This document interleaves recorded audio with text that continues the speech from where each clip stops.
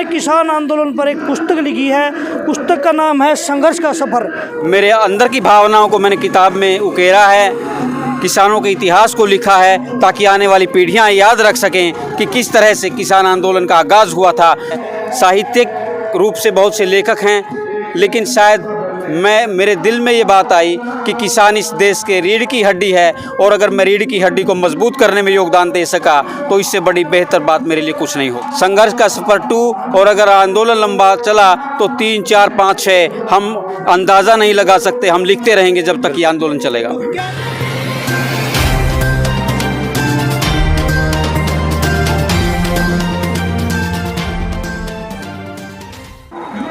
नरवाना की आवाज़ में एक बार फिर आपका स्वागत है। आज फिर हमारी टीम बद्दोवाल टोल प्लाजा नरवाना में पहुंची है।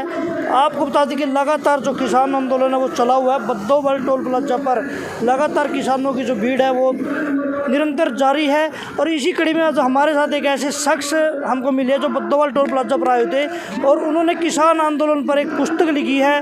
पुस्तक का नाम है संघर्ष का सफ़र। और आप देखते कि जो पुस्तक है संघर्ष का सफ़र, किसान आंदोलन के पूरे 100 दिन की कहानी इसमें पूरी लिखी गई है। और जो इसके लेखक है सुरेश राठी जी, हम उनसे विशेष तौर पर बातचीत करेंगे, उनसे आपका परिचय करवाएंगे, उनका क्या कहना है, और उनके बाद पूरी किताब के बारे में उनके जो विचार है उनसे पूछेंगे।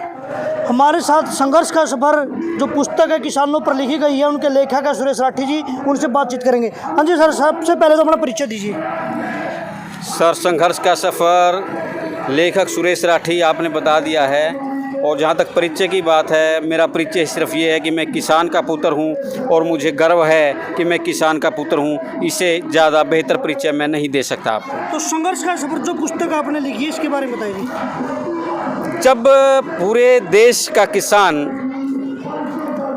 बॉर्डर पर बैठा था, और हर घर से हर आदमी, और यहाँ तक कि महिलाएं भी, हरियाणा, पंजाब, राजस्थान, उत्तर प्रदेश, यहाँ तक कि जम्मू से कश्मीर तक, जम्मू कश्मीर से कन्याकुमारी तक पूरे के पूरे परिवार बैठे थे बॉर्डर पर, तो कुछ लेखन कार्य भी ज़रूरी था इस मुद्दे पर।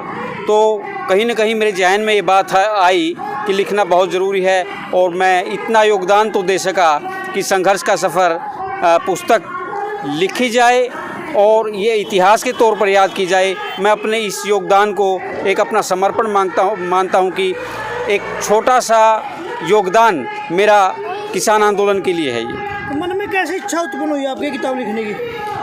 जब सरकार कोई बात नहीं सुन रही, किसान की, मजदूर की, कर्मचारी वर्ग भी परेशान हैं, और हर वर्ग परेशान हैं।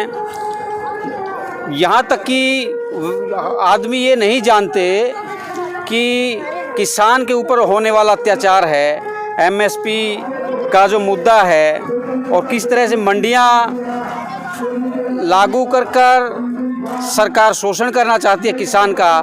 कहीं न कहीं ये सारी की सारी जो समस्याएं हैं एक गरीब आदमी के लिए भी पैदा होगी, क्योंकि जब उसको एक थोड़े से मूल्य का गेहूं या आटा पूंजीपतियों द्वारा थैलों में भरकर बहुत ज़्यादा दामों पर दिया जाएगा, बेचा जाएगा। जैसा कि मैं पता चला आपने 100 दिन का लेखा जोखा इसमें लिखा है, तो 151 दिन 151 दिन का, 151 दिन से आगे का भी इसमें कोई किताब छपेंगे? 151 दिन से आगे का कार्य चल रहा है। बहुत जल्द मैं उसको भी आपके सामने लेकर आऊँगा, क्योंकि जब तक किसान आंदोलन चलेगा मैं लिखता रहूँगा, क्योंकि किसानों के साथ लिखने का मज़ा कुछ और है। साहित्यिक रूप से बहुत से लेखक हैं, लेकिन शायद मेरे दिल में ये बात आई कि किसान इस देश के रीढ़ की हड्डी है, और अगर मैं रीढ़ की हड्डी को मजबूत करने में योगदान दे सका तो इससे बड़ी बेहतर बात मेरे लिए कुछ नहीं होगी। यानी संघर्ष का सफ़र 2 भी आने की संभावना भी? संघर्ष का सफ़र 2, और अगर आंदोलन लंबा चला तो 3, 4, 5, 6 हम अंदाज़ा नहीं लगा सकते, हम लिखते रहेंगे जब तक ये आंदोलन चलेगा। तो क्या ये आपका पहली किताब लिखी, इससे पहले भी आपने कभी लिखी है? ये मेरी पहली किताब थी। एक्चुअल मैं उस दौरान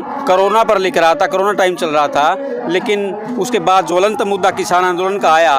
कोरोना पर लिखने के लिए तो बहुत लोग मिल जाएंगे, मैंने सोचा कि क्यों ना मुझे किसान आंदोलन पर लिखनी चाहिए, क्योंकि मैं खुद एक किसान का बेटा हूं, और इस वजह से मेरे अंदर की भावनाओं को मैंने किताब में उकेरा है।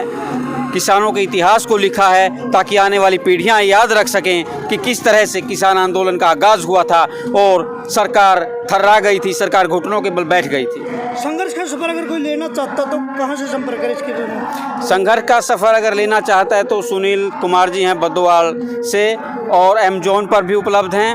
अमेज़ॉन पे संघर्ष का सफ़र लिखकर वो ले सकते हैं और ऑर्डर कर सकते हैं, अमेज़ॉन उनके पास किताब भेज देगा। तो हमारे और भी लेखक है जो हमारी वीडियो को लगातार देखते, तो आप उनसे क्या अपील करना चाहेंगे किसानों को लेकर? हमारे लेखकों से मैं गुजारिश करना चाहता हूं कि जिन मुद्दों पर लिखने के लिए आपको हज़ारों सैकड़ों लोग मिल जाएंगे, उससे हटकर लिखें, बेहतर होगा, ताकि हम उन मुद्दों पर लिखें जिससे हमारी कृषि बचाई जा सके, जिससे हमारी आने वाली पीढ़ियों को एक सबक मिल सके। और हम ये कहना चाहेंगे कि हमें उस विषय पर लिखना चाहिए जहाँ क्रांति हो। अगर क्रांति 1857 की नहीं होती, अंग्रेज इस देश से नहीं जाते, तो क्रांति के लिए शुरुआत करनी ज़रूरी है। उस क्रांति की शुरुआत हम कर चुके हैं। ठीक है जी, धन्यवाद आपका। ये हमारे साथ थे लेखक सुरेश राठी, जिन्होंने स्पष्ट कहा है कि अगर आंदोलन इसी प्रकार चलता रहा तो संघर्ष का सफर 2, 3, 4, 5 जहाँ तक भी आंदोलन चलेगा वो किताबें लिखते रहेंगे। और उन्होंने अन्य लेखक उनसे भी अपील की है कि वो भी किसान आंदोलन पर पुस्तकें लिखे। वीडियो को ज़्यादा लाइक करें, शेयर करें। धन्यवाद।